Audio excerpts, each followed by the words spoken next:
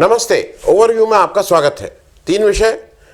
पहला, भाजपा ही देश है, बाकी सब विदेश है। दूसरा, नीट बनती जा रही है गले की फांस। और तीसरा, एक देश एक विधान एक निशान की तरफ एक और कदम। इन तीनों विषयों पे बात करने से पहले आपसे आग्रह, चैनल को सब्सक्राइब करें और अगर हो सके तो चैनल की मेंबरशिप भी ले लें। मेंबरशिप का मतलब कि हर महीने आपको एक छोटी रकम हमें आर्थिक सहयोग के रूप में देनी होती है, और अगर आप हर महीने का कमिटमेंट नहीं करना चाहते हैं तो एक बार एक मुश्त वन टाइम भी हमारा आर्थिक सहयोग कर सकते हैं। आपके इस आर्थिक सहयोग की हमें आवश्यकता है जिससे चैनल सुचारू रूप से चल सके। तो सबसे पहली बात, भाजपा की ही देश है और बाकी सब विदेश है। ये इसलिए कह रहा हूं कि ये कई बार हुआ और अभी लेटेस्ट एक बड़े लीडर, मैं नाम बताऊंगा, और इस तरह का एक नहीं, इस तरह की प्रतिध्वनि पूरे देश से आ रही है भाजपा में अलग अलग जगह से।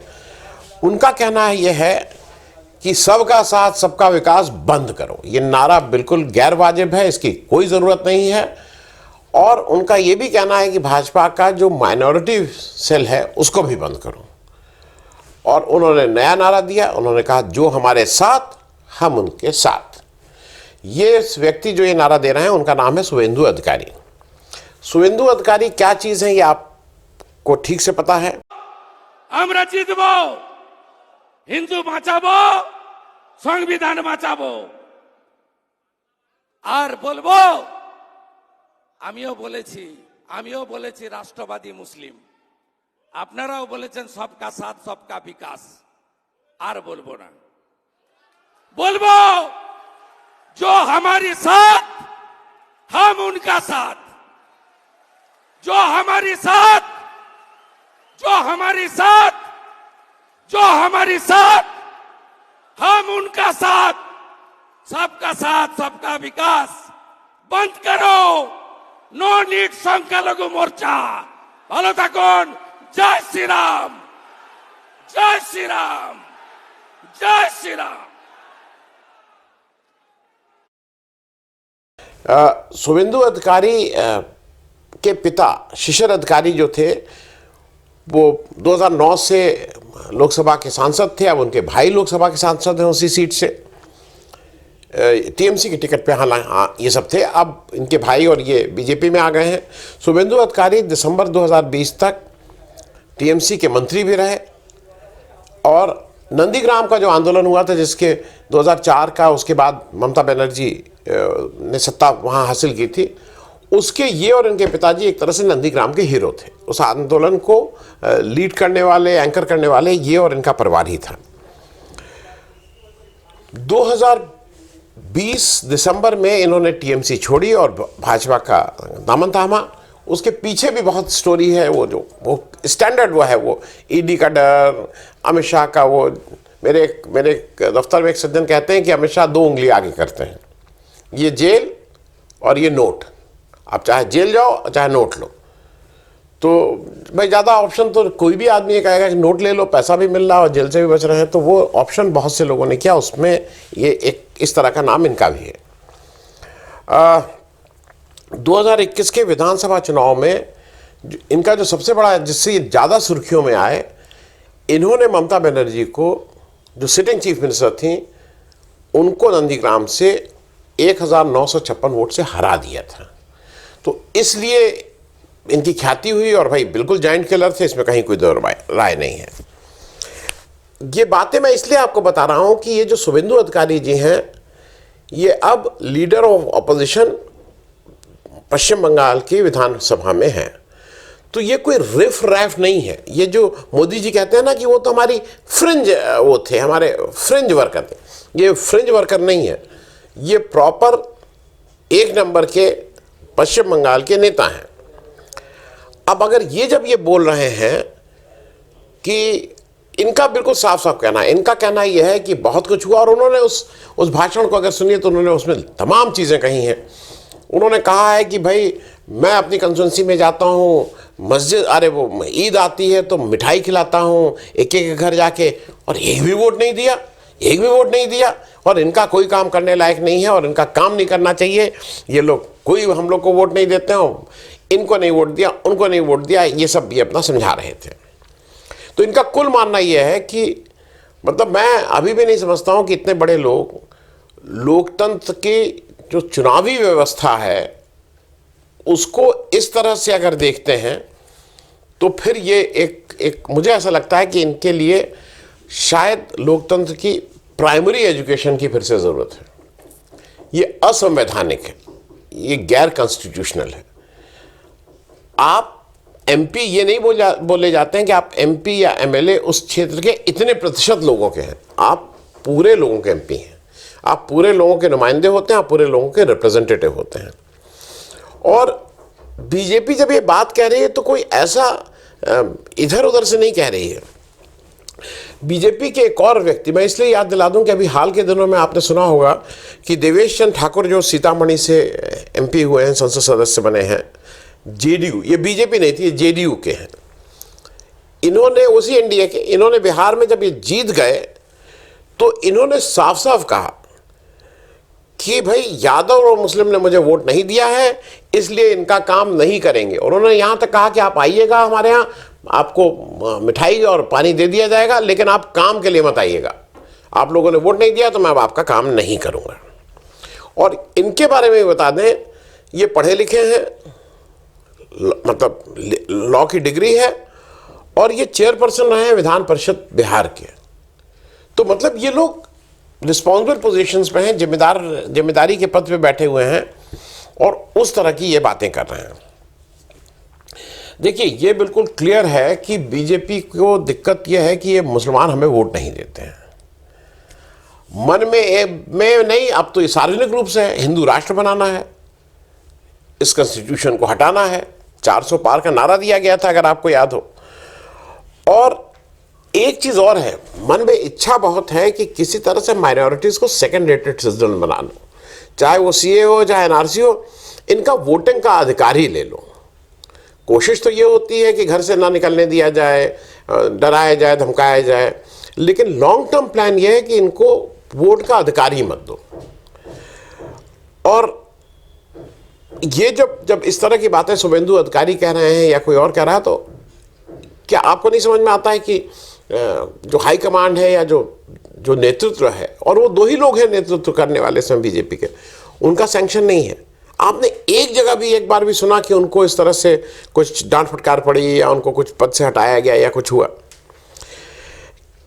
क्योंकि ये 400 पार जब कर रहे थे, इनको समझ में नहीं आ रहा है बीजेपी को, इस देश का मूल व्यक्ति लोकतांत्रिक है। आम जो वोटर है, जो गांव में रहता है, जो आप जैसा पढ़ा लिखा नहीं है, वो लोकतांत्रिक है। और आपने जब ये 400 पार करके कहा और उसके मन में कहीं आशंका ये आई कि आपका ये सारा कुछ जो 400 पार का नारा है वो इसलिए है कि आप कॉन्स्टिट्यूशन, संविधान बदलना चाहते हैं, तो आपने मुंह की खाई थी। मतलब अभी अभी आप इस तरह से मुंह की खा के आ रहे हैं और फिर वही कि नहीं, जो हमारे साथ हम उसके साथ, इस तरह की बातें कर रहे हैं। क्योंकि ये सारी बातें जो हैं ये संविधान विरोधी हैं और एक कम्युनिटी को, एक समुदाय विशेष को आप टारगेट कर रहे हैं। ये दुखदाई भी है और ये मतलब मैं तो इसको बार बार असंवैधानिक भी मान रहा हूं। क्योंकि इनका यह है कि जो बीजेपी, अब एक और चीज समझ लीजिए, बीजेपी को कुल वोट इस इलेक्शन में मिले हैं 56.56%, 36.56%। तो ये लोग देशवासी, राष्ट्रप्रेमी, और इस देश में बीजेपी की थ्योरी के अनुसार 63% से ज़्यादा लोग राष्ट्रद्रोही हैं। क्योंकि जो आपको वोट दे वो तो राष्ट्रप्रेमी है। और काम इन 36% लोगों के होने चाहिए आपके शुभेंदु अधिकारी के अनुसार। बाकी 63% के बिल्कुल दूरबीन लगाकर उनके काम क्या, उनको अगर काम होने वाला भी हो तो उसमें अड़ंगा लगा देना चाहिए। क्योंकि बाद में शुभेंदु अधिकारी उस जो रायता फैलाए थे उसको कांचने लगे, जब कांचना, मैं वर्ड यूज कर रहा हूं जो ईस्टर्न यूपी के समझते हैं, जब कांचने लगे तो गंदगी तो और फैलाए। वो फिर बताने लगे कि ऑफिशियल ये है, मैं हूं। आप लीडर ऑफ ऑपोजिशन है, आप बीजेपी के ऑफिशियल प्रवक्ता हैं, तो इससे आप नहीं बच सकते हैं कि आपने जो बेईमानी और जिस तरह का आपके मन में जो दुर्भावना है एक समुदाय के प्रति। अब दूसरी बात कर लें, नीट बन रही है गले की फांस। नीट में आज बड़े दिनों बाद 8 जुलाई से वो चल रहा है मामला। आज कम से कम सुप्रीम कोर्ट में वो मामला आया 1 नंबर पे, उस पर सीजेआई साहब को उस पर कम से कम सुनवाई करने के टाइम मिला। सुबह से सुनवाई चलती रही, दिन में लंच हो गया, उसके बाद फिर उठे, फिर बैठे। अब उन्होंने आज सुन के ख़त्म किया और कल कोर्ट है फ्राइडे को, अब मंडे लगा दिया गया। अब सीजेआई साहब इतने गैर जिम्मेदाराना ढंग से क्यों काम कर रहे हैं नीट के बारे में मुझे नहीं मालूम है। वो ओपनिंग स्टेटमेंट में कहते हैं कि ये बड़ा लोग है, बड़े देश में बच्चों का इसमें भविष्य है, इत्यादि इत्यादि, पर अदरवाइज इसमें कोई बात नहीं हो रही है। मैं ये बात इसलिए कह रहा हूं कि नीट की परीक्षा में 24 लाख बच्चों का भविष्य दांव पे है। नीट की परीक्षा में पेपर लीक हुआ है, ये सब पूरा देश मान रहा है, ये सब लोग मान रहे हैं, एक्सेप्ट भी कर रहे हैं, रोज पकड़े जा रहे हैं। कल 2 डॉक्टर साहब फिर पकड़े गए जो सॉल्वर बने थे। और इनके बाद अब अगर आज कोई वास्तविकता से मुंह मोड़ता है और ये कहता है कि नहीं अभी तो कुछ बच्चों का ही इसमें वो हुआ, जो पेपर लीक हुआ उसका इम्पैक्ट ज़्यादा नहीं था। कुल मिला के अब दलील ये आ गई है और ये आज कोर्ट में करीब करीब वो कि गोधरा में जो पेपर लीक हुआ था वो ऐसे ही, वो कोई लीक एक नहीं था। देखिए गुजरात में लोग जब मरते भी हैं तो कोई ऐसे ही मरते हैं, सोहराबुद्दीन हो चाहे कौसर भी हो, वो ऐसे इनकाउंटर हो गया, तुलसीराम प्रजापति मर गए, वो मर गए, हिरेन पांड्या मर गए, वो कुछ नहीं। तो गुजरात का पेपर लीक तो ये माना जा रहा है कि वो पेपर लीक नहीं है। ठीक है भाई, गुजरात तो फर्क है बाकी देश से, ज़्यादा इंसुलेटेड है तो इसलिए वहाँ तो नहीं है। गांधी का देश है, सत्य और अहिंसा की बात होती है तो वहाँ तो सत्यवादी ही सब लोग होंगे। अगर गुजरात में पेपर लीक हुआ भी होगा तो बच्चों ने उसको मान लिया होगा कि हम लोग इसको देखेंगे ही नहीं, पेपर लीक अगर हुआ है। हम गांधी के प्रदेश से आते हैं तो अगर पेपर लीक हमें मिलेगा भी तो हम उसको नहीं पढ़ेंगे। अब आ गई बात, ये तय हो गया कि हजारीबाग और पटना में पेपर लीक हुआ। अब कुल जमा ये हो रहा है कि साहब वो पेपर लीक जो हुआ ना वो बस आधे घंटे पहले हुआ था, तो आधे घंटे में क्या इम्पैक्ट होगा। अब इस पे बहस चल रही है कि आधे घंटे 45 मिनट में वो बच्चों को पेपर लीक हुआ और उन्होंने सारे क्वेश्चन के आंसर रट भी लिए। मतलब इतने तेज बच्चे हैं बिहार के कि उनको पेपर लीक मिला। और शायद मुझे ऐसा लगता है कि उन बच्चों को वो जो हमारे मोदी जी के पास वो एक है ना, वो ऐसे से पढ़ते हैं, ऐसे से पढ़ के, वो ऐसे से नहीं पढ़ते हैं, वो ऐसे से पढ़ के वो कहते हैं फ़ोटो आ जाती है और तुरंत, तो उन्होंने आंसर करके ऐसे से किया बच्चों ने बिहार के, फ़ोटो छप गई और फिर वो चलेगा। आधे घंटे 45 मिनट में सारा काम हो गया। अब कुल जमा इसी पे बहस है, इसमें कहीं कोई दो राय नहीं है कि ये सारा जो कार्यक्रम हो रहा है उसमें आप कुछ कर लीजिए, आप इसको अगर कैंसिल नहीं करते हैं तो आने वाले दिनों में कुछ बच्चों के साथ 100%, इसको कोई नहीं डिनाई कर सकता है, के साथ जाती हुई होगी। उसको भाग्य का खेल कह लीजिए, उनका दुर्भाग्य कह लीजिए, लेकिन कुछ बच्चों के साथ जाती ज़रूर होगी अगर ये नीट का एग्ज़ाम पूरी तरह से कैंसिल नहीं होता है। और कैंसिल ना होने का जो सबसे बड़ा कारण है, इतना पैसे का लेन देन हुआ है, इतने पैसे का लेन देन हुआ है। एज अ इंडस्ट्री, नकल और पेपर लीक इंडस्ट्री को एक बड़ा झटका लगेगा, जो इतना बड़ा झटका शायद भारत जैसे देश हम लोग वो नहीं कर सकते हैं कि हमारी जो एक बड़ी इंडस्ट्री है जो बच्चों का पेपर लीक करती है और नकल कराती है, उसमें इस तरह का कोई उस उद्योग में झटका लगे। अब आ जाइए तीसरी बात पे, एक देश एक विधान एक निशान की तरफ हम एक और कदम आगे बढ़ गए और इसमें उत्तर प्रदेश ने लीड किया। क्लास में जूते नहीं पहने जाएंगे, जो टीचर हैं उनको दीदी बोला जाएगा या गुरुजी बोला जाएगा, इसके अलावा कुछ नहीं। ये ऑर्डर बाकायदा लिखित है, ये मुँह जबानी नहीं है। अलका शर्मा जी ने जो बेसिक शिक्षा अधिकारी संभल में हैं, ये ऑर्डर उन्होंने अपने पूरे ज़िले में ये ऑर्डर पास किया है। संभल ज़िले में कुल 1289 सरकारी स्कूल हैं, करीब 1.5 लाख बच्चे पढ़ते हैं और कुल जो स्टाफ है टीचिंग नॉन टीचिंग वो 5,500 है। अब कहा यह जा रहा है कि वो शिक्षा का मंदिर होता है और वहाँ काफ़ी बच्चे गांव से आते हैं जो शर्मा जी कह रही हैं, और वो धूल और गंदगी से आते हैं गांव से, क्लास में लाते हैं उस धूल और गंदगी को। तो क्लासरूम को साफ रखने के लिए आवश्यक है कि लोग अपने जूते बाहर उतार के आएं। लेकिन जो बच्चे गांव से आते हैं, जो गंदगी से आते हैं, तो क्या सिर्फ जूते में ही लगा रहते हैं गंदगी? क्या वो इस स्थिति में है बच्चे कि रोज़ नहा के आ पाएँ? क्या स्थिति में है कि उनके पास कई जोड़े कपड़े हों कि कई जोड़े कपड़े पहन के आएँ? क्या जूते की गंदगी और पैर की गंदगी से ही आप इस विद्यालय में शिक्षा का कोई संबंध है? और जब डीएम साहब से इसके पे बात की गई तो उनका कहना है कि इससे पॉजिटिव एटमॉस्फेयर जनरेट होता है। तो अगर पॉजिटिव एटमॉस्फेयर जनरेट होता है डीएम साहब, तो आप तो जिले के प्रथम अधिकारी हैं, तो आप अपना जूता मोजा आज से पहनना ही बंद कर दीजिए। नंगे पैर क्यों नहीं घूमते हैं? घर में भी, ऑफिस में, मतलब आप जूते चप्पल को त्याग दीजिए। बहुत से लोग त्याग देते हैं बिना जूते चप्पल के। आप क्यों नहीं एक पहली नज़ीर बनाइए ना। और अलका शर्मा जी, जिनको इतनी गंदगी लगती है, ये क्लास के बाहर भी जूता चप्पल छोड़ दें, नंगे पैर चलें भाई। खूब पॉजिटिव एनर्जी, बिल्कुल एनर्जी से लबालब होके चलें।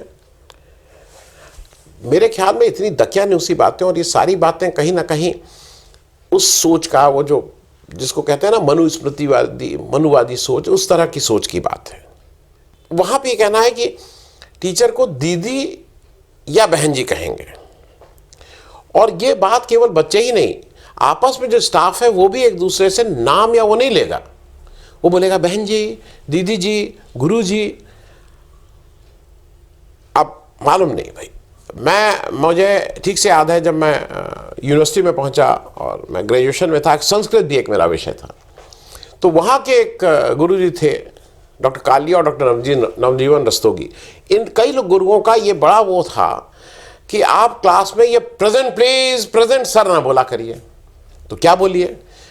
तो उन्होंने कहा कि उपस्थित श्रीमान, हाजिर जनाब, जी, हाँ जी, ये सब करिए। तो उसमें एक तमाशा ही रहता था। वो जब अटेंडेंस चलती थी तो वो तरह तरह से उसमें होता था। यस सर नहीं बोल सकते थे। दूसरा, इन्होंने जब ये जो लेटर हुआ है उसमें यह भी कहा गया कि अभिवादन में आप नमस्ते या जय हिंद बोलेंगे। तो ये तो राम के दुश्मन निकले। कोई राम राम बोलेगा या जय सिया राम बोलेगा, जय जय जय, क्या आजकल जो बीजेपी का वॉर क्राई है, युद्ध घोष है, जय श्री राम बोलेगा? वो नहीं, नमस्ते या जय हिंद। तो इनको तो भाई बीजेपी को भी एक नज़र रखनी चाहिए। दूसरा एक और है, ये जो है यहाँ पे जो टीचिंग और नॉन टीचिंग स्टाफ है, जो पढ़ाता है, और वो जीन्स और टी शर्ट में नहीं आ सकते हैं। तो राहुल गांधी तो यहाँ आने ही लायक नहीं है। तो पहला काम तो ये हुआ, वो ट्रेडिशनल इंडियन वेयर में आएंगे। अब ट्रेडिशनल इंडियन वेयर क्या है? क्योंकि ये अचकन, शेरवानी, कुर्ता, ये सब तो मुगल काल का है, इसमें तो कहीं मुसलमानों का कुछ लगता है, तो कहीं आदिकाल की उसमें तो आप नहीं कह रहे हैं कि आदिकाल की पोशाक में आएंगे। मतलब किस में आएंगे भाई? ये ट्रेडिशनल इंडियन वेयर क्या है? लुंगी है, जांघिया है। क्योंकि ट्रेडिशनल इंडियन वेयर आजकल गांव में पहले तो बहुत ज़्यादा था, लेकिन अब कम हो गया। पटरे वाली जांघिया और ऊपर नंगे बदन है। ट्रेडिशनल इंडियन वेयर तो गांव का यही है। तो क्या गुरुजी लोग इसमें बाहर लाना चाहते हैं? टी शर्ट और जीन्स पे नहीं। मुझे मालूम नहीं ये अलका शर्मा जी क्या सोचती हैं। जीन्स ने आज इस देश के बहुत से लोगों को, और ख़ास करके गरीब लोगों को, एक इस तरह का परिधान दे दिया है जो लॉन्ग लास्टिंग है, जो कम पैसा लगता है, कम फटता है और बहुत लंबे समय तक चलता है। खैर, मैं उस पर नहीं जा रहा हूँ। और भी कहा गया है, सिर्फ यही नहीं कहा गया जीन्स, कमीज के ऊपर की बटन खुली नहीं रहनी चाहिए। तो ये जो कुछ हमारे यहाँ के वो होता है ना, एक दो बटन खोल के जरा स्टाइल में रहते हैं, तो सब नहीं, कमीज के ऊपर की बटन खुली नहीं रहनी चाहिए। अब वो मालूम नहीं क्या क्या अभी आएंगे। अच्छा हाँ, और है, गुटखा और प्लास्टिक का यूज नहीं होंगे। अगर इंस्पेक्शन में पकड़े गए तो पहली बार तो बहुत कस के वार्निंग दी जाएगी, दूसरी बार में आपके ऊपर पेनल एक्शन भी हो सकता है। मतलब आप निकाले भी जा सकते हैं। तो पहले तो मतलब उन 5,500 लोगों में मैं ऐसे ही मान रहा हूँ कि 2750 तो पुरुष होंगे। उस 2750 पुरुषों में 2000 को तो गुटखा थूक के तब बात करनी होगी। सड़क पे गाड़ी खोल के जो गुटखा थूकते हैं उसको तो आप रोक नहीं पा रहे हैं, और वहाँ कह रहे हैं कि गुटखा रोक देंगे। इसमें एक बहुत बड़ी रिलीफ दी गई है सरकार की तरफ से। जब काफ़ी सब हुआ है तो डीएम साहब ने उसमें एक निकाला है कि नहीं नहीं, जो पुरुष टीचर हैं उनको सर कहा जा सकता है। हालांकि इसमें अंग्रेज़ों की बू आती है, अंग्रेज़ कहते थे, और शायद अंग्रेज़ के समय मुसलमान कहते थे, तो कुछ इस तरह की बात आती है, लेकिन फिर भी उन्होंने ये दिया है। इसी से रिलेटेड सरकार मतलब हमारे दैनिक जीवन को कितना रेगुलेट करना चाहती है ये भी समझ लीजिए।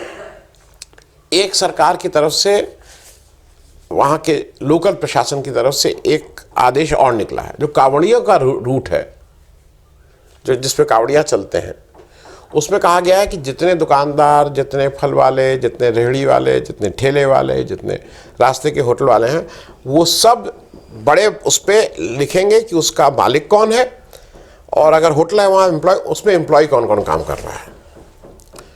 कहा यह गया है कि ये इसलिए कहा जा रहा है कि अगर वहाँ कोई क्वालिटी वाली बात हो तो उसको जरा हम पकड़ सकें और उस आदमी को कर सकें। ये सबको पता है क्यों किया जा रहा है। पिछली कांवड़ यात्रा में अगर आपको याद हो तो उस रूट की जितनी मुसलमानों, जो जिस तरह के मतलब मटन की, चिकन की, अंडे की, ये सारी दुकानें बंद की गई थी, और फिर वो दुकानें वापस खुल नहीं पाई। अब ये इंश्योर किया जा रहा है कि अगर आपका नाम डिस्प्ले होगा और आपके यहाँ कोई मतलब अहमद मियाँ या कोई मुकीम साहब, इस तरह के कोई एम्प्लॉय भी हैं, तो उनको टारगेट करके कहा जाएगा कि नहीं नहीं, कांवड़िया यात्रा में इनसे आप कैसे खरीद रहे हैं या ये कैसे बेच रहे हैं। दुख है इस देश के लिए कि इस देश को कुछ लोग, एक जो सबक मिला है, और ख़ास करके उत्तर प्रदेश में तो ठीक से सबक मिला है, उसके बाद भी उस मानसिकता से बाहर नहीं निकल पा रहे हैं कि ये देश सबका नहीं है। उनके अनुसार ये देश एक बहुत चंद लोगों का है जो इस तरह से देश को देखते हैं कि जहाँ पे सब लोग एक रंग, एक निशान, एक विधान की बात करते हो। थैंक यू सो मच, धन्यवाद।